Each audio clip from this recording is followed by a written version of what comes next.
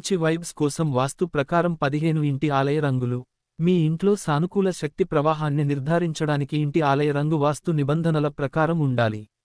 ఆలయ గోడ రంగు ఆలోచనలు మీ ఇంటి అలంకరణ ప్రక్రియలో మీకు చాలా సహాయపడతాయి.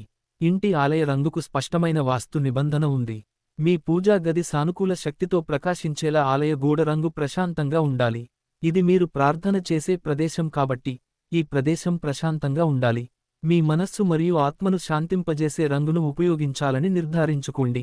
మంచి వైబ్స్ కోసం వాస్తు ప్రకారం ఇంటి ఆలయ రంగులు. సాధారణ పసుపు ఇంటి ఆలయ రంగు. మన ఇంట్లో ప్రశాంతమైన జీవితాన్ని గడపడానికి పూజా గది చాలా ముఖ్యమైన ప్రదేశం. అందమైన మరియు ఆకర్షణీయమైన ఊదా రంగు పూజా ఆసన్.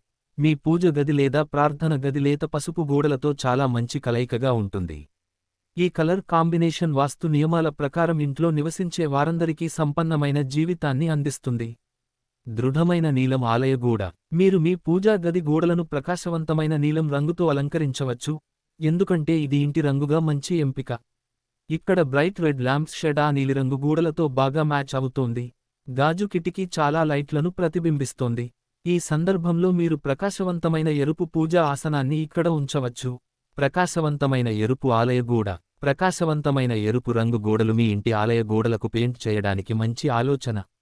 ఇక్కడ మీరు గది రూపకల్పన మరియు అలంకరణను పూర్తి చేయడానికి ప్రకాశవంతమైన నీలం రంగు పూజా ఆసన్ను ఉంచవచ్చు. వాస్తు ప్రకారం మీ ఇంటి ఆలయ రంగుగా ఎరుపు రంగు మంచిది. విగ్రహాలను గోడకు దగ్గరగా ఉంచకూడదని గుర్తుంచుకోండి. దృఢమైన పసుపు ఇంటి గుడి గోడ. ప్రకాశవంతమైన పసుపు మీ పూజా గదిని అలంకరించడానికి చాలా పవిత్రమైన రంగు. మీ రోజును ప్రశాంతంగా ప్రారంభించడానికి ఉత్తమమైన ప్రదేశంగా మీరు ఈ గదిని అలంకరించవచ్చు. ప్రకాశవంతమైన ఎరుపు రంగు పూజా ఆసన్ ఇక్కడ చాలా బాగుంది. ఇంటి గుడి లేదా పూజా గది వాస్తు ప్రకారం పూజా స్థలాన్ని మరే ఇతర ప్రయోజనాల కోసం ఉపయోగించకూడదని ఎల్లప్పుడూ గుర్తుంచుకోండి. పసుపు ఫర్నిచర్తో నీలం గోడ రంగు. ఇంటి ఆలయ రంగుగా నీలం రంగును ఉపయోగించడం ఏ భారతీయులకైనా మంచి ఎంపిక. లేత పసుపు రంగు పూజా ఆసన్ ఇక్కడ బాగా కనిపిస్తుంది. మీ పూజా గదిలో రాగి పాత్రలను ఉపయోగించండి. ఇది ఇంటి ఆలయానికి వాస్తు చిట్కాల ప్రకారం చాలా పవిత్రమైనదిగా పరిగణించబడుతుంది. మీ పూజా గదికి చెక్క షట్టర్లు ఉపయోగించడం మంచిది. నీలం నేలతో పసుపు గోడ. లేత పసుపు మరియు ప్రకాశవంతమైన నీలం కలయిక మీ పూజా గదిని అలంకరించడానికి ఇంటి ఆలయ రంగు యొక్క మంచి కలయిక. మీరు ఈ స్థలాన్ని అలంకరించేందుకు ప్రకాశవంతమైన రంగుల పూజా ఆసనాన్ని ఉంచవచ్చు. మీ పూజా గదికి పిరమిడ్ ఆకారపు టవర్ని ఉపయోగించడం వల్ల వాస్తు ప్రకారం సానుకూల శక్తులను పెంచుకోవచ్చు. ఇంటి ఆలయానికి ముదురు నీలం రంగు గోడ. ముదురు నీలం రంగు గోడలు మరియు తెల్లటి అంతస్తులు మీ పూజా గదికి శాంతిని కలిగిస్తాయి. మీరు ఈ స్థలాన్ని అందమైన పూజా ఆసనం మరియు దేవతల విగ్రహాలతో అలంకరించవచ్చు. వాస్తు సూచనల ప్రకారం ఈ గదిని అలంకరించడానికి హింస లేదా మరణించిన వ్యక్తుల పెయింటింగ్ను ఉపయోగించవద్దు. నిలువు చారల గులాబీ గోడ. పింక్ రంగుతో గోడకు పెయింట్ చేయడం ద్వారా భక్తి మరియు శాంతి యొక్క పరిపూర్ణ అనుభూతిని పొందడానికి మీ అలంకరణను శాంతియుతంగా చేయండి.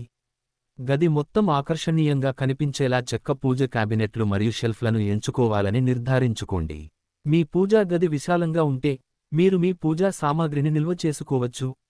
సానుకూల శక్తులను ఆకర్షించడానికి ప్రతిరోజూ స్థలాన్ని శుభ్రం చేయడానికి ప్రయత్నించండి. మృదువైన వైలెట్ టెంపుల్ గోడ రంగు. మీ పూజా గదిని అలంకరించడానికి రంగు చాలా మంచి ఇంటి ఆలయ రంగు.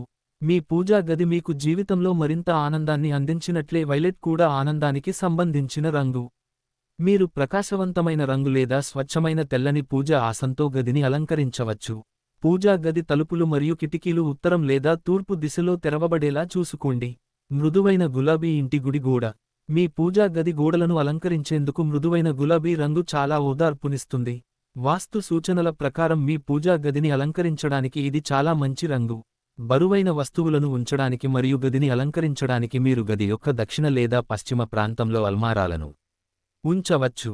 తెల్లటి అంతస్తుకి వ్యతిరేకంగా నీలం గోడ. నీలం మరియు తెలుపు రెండు రంగుల కలయిక పూజా గది గోడలకు పెయింట్ చేయడానికి అత్యంత పవిత్రమైన మరియు ఆకర్షణీయమైన కలయికలలో ఒకటి.